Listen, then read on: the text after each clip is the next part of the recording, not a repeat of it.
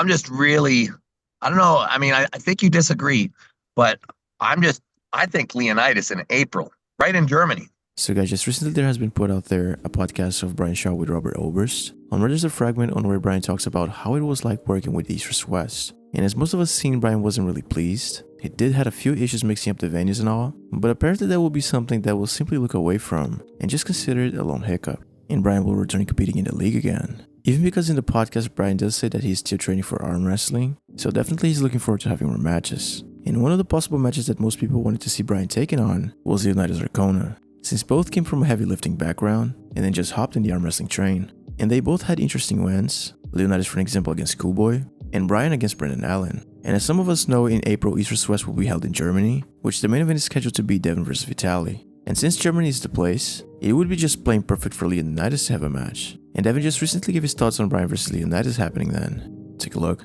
It's interesting, when you think about management and progression of an athlete, I think it's okay to lose. I do, I think it's you don't want to get smoked, but a tough challenge, I think that's okay, Yeah. I'm not worried about Brian now in terms of safety. No, I don't think Brian's got too many concerns from that perspective. You know what I mean?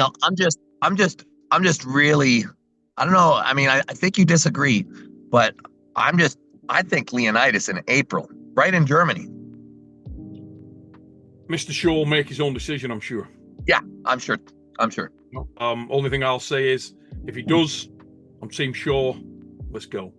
But you would have Leonidas as a bit of a favorite. You would. As the clock stops now, yes. A little bit too much speed, a little bit too much. And as I say, I need to speak to Brian more. What Brian's schedule's like, where he's at, how much he's putting in, all of those things.